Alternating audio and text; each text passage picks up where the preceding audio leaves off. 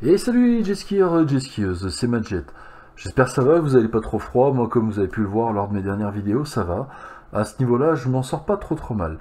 Justement, tiens, je voulais vous proposer un nouveau format vidéo parce que je me dis qu'il y en a sans doute parmi vous qui attendront plutôt le printemps, voire l'été, avant de se lancer sur leur jet ou un jet de location. Et je me suis dit que ça serait intéressant de revenir un peu sur l'histoire du jet ski à travers certains modèles, certaines marques ou certains personnages. Et pour commencer cet épisode, je vous propose de commencer avec l'histoire de l'espagnol Álvaro de Marichalar, le premier jet skieur au monde et le seul encore aujourd'hui à avoir tenté la traversée de l'Atlantique en jet ski. Allez, c'est parti!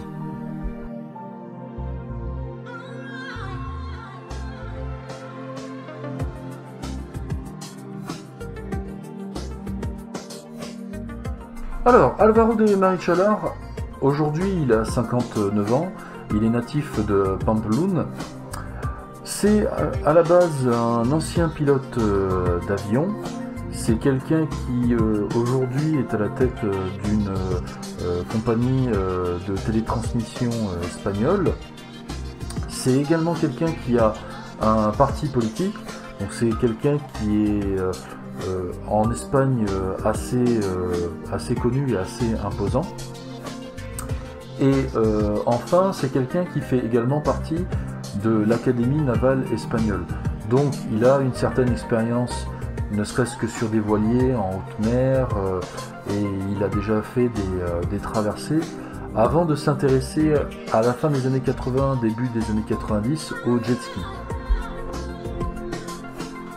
Alors son premier record, il va l'établir en 1992 en faisant une traversée entre les îles de Ibiza et de Majorque, ce qui correspond quand même à une distance de 200 km. Pour l'époque, parcourir une telle distance en jet ski, c'est presque du jamais vu.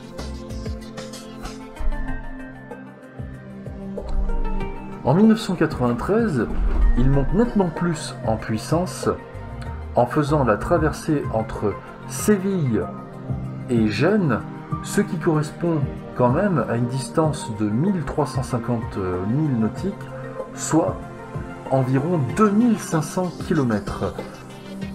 C'est quand même une distance qui est assez impressionnante. Pour vous donner un ordre d'idée, vous avez les 300 miles de Lake Havasu, et l'une des courses les plus difficiles au monde, la Caroujet, et dans sa catégorie la plus difficile, déjà à plus de 650 km. L'année suivante, en 1994, il part de San Sebastián et il fait tout le tour de l'Espagne en passant par le Portugal et en remontant jusqu'à Cadaqués, c'est-à-dire en gros le bout avec les Pyrénées, la frontière française, ce qui correspond quand même à un périple de presque 3000 km. L'année suivante, en 1995, il est le premier à traverser le détroit de Gibraltar en jet ski.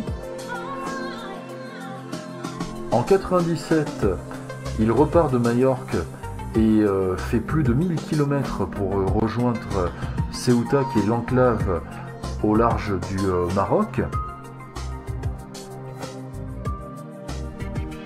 Et en 1998, donc, il part des Canaries, au large du Maroc.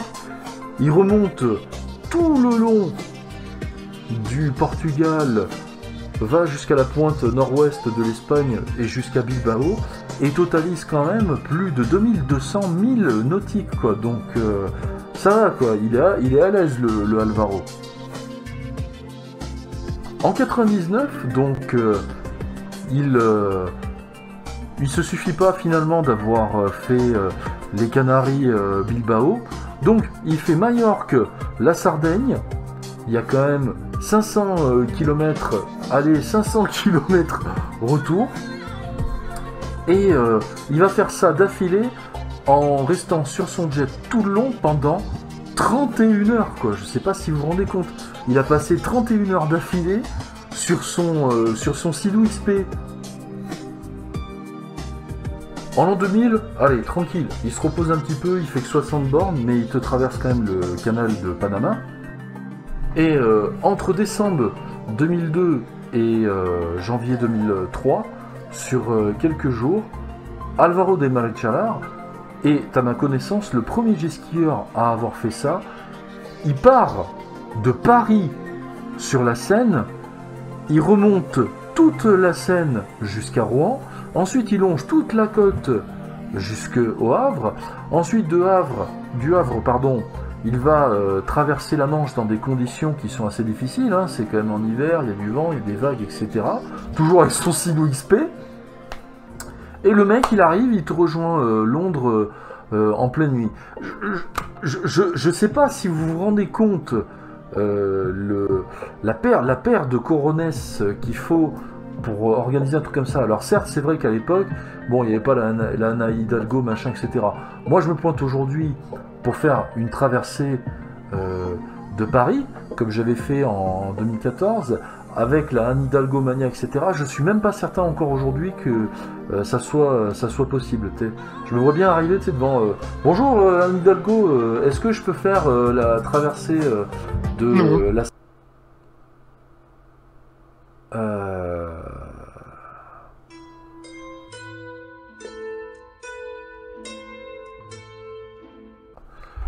Alors, toujours en 2003, donc là cette fois-ci il va en Russie à Saint-Pétersbourg. Il traverse l'intérieur de la Russie à travers des cours d'eau, des canaux, va traverser par exemple deux gros lacs comme le lac Ladoga et Onelga, et ensuite va descendre la Volga jusqu'à Moscou, soit une distance d'environ 1000 bornes, quoi. Donc même en fluvial, le gars, t'es là, tu fais waouh. Par la suite, Álvaro de Marichalar fera encore plusieurs records dans cet esprit, mais celui qui est le plus impressionnant et le plus célèbre et peut-être l'un des plus fous dans l'histoire du jet ski, c'est la traversée de l'Atlantique en 2002 entre Rome et New York. Alors, pour préparer donc son périple, Álvaro de Marichalar va faire la dotation d'un Sea-Doo XP Limited qu'il va baptiser la Numancia, en mémoire à la ville de Numance en français, qui a résisté pendant 20 ans à l'envahisseur romain. Donc c'est un cocktail entre 300 et Astérix et Obélix. This is Sparta! Et qui dit résistance, déjà il va rajouter un système de ballast pour maintenir son jet à flot au cas où le jet soit chaviré par des fortes vagues et les tempêtes. Il va rajouter également un double système de coupe-circuit, c'est-à-dire que il a un coupe-circuit conventionnel plus une sorte de fil d'Ariane qui, en cas de chute, lui permet de remonter sur son jet. Il va l'équiper également d'un système de projecteur pour pouvoir éclairer et se repérer dans la nuit ou par temps difficile, plus un GPS. Et enfin également, il va rajouter à l'arrière un système de canaux de sauvetage de manière à pouvoir se reposer à l'intérieur. En plus de son jet, il est assisté par la frégate Navarra de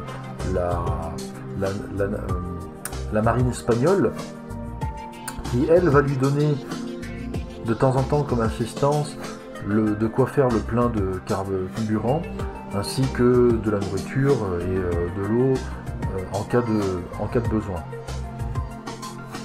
Le 25 mai 2002, Álvaro de Marichalar part de Rome, il traverse le détroit de Gibraltar, longe les Canaries, traverse dans des conditions difficiles l'océan Atlantique pendant 17 jours jusqu'à atteindre les Caraïbes, va longer la chaîne jusqu'à arriver en Floride, et le 24 juillet 2002, il va arrivé à New York devant la Statue de la Liberté.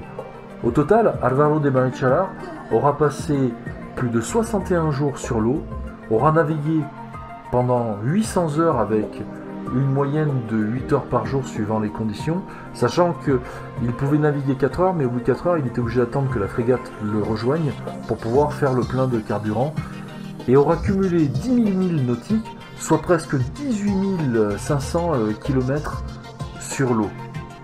Donc c'est pour ça que je vous dis aujourd'hui encore, c'est peut-être le record le plus incroyable de toute l'histoire du jet ski.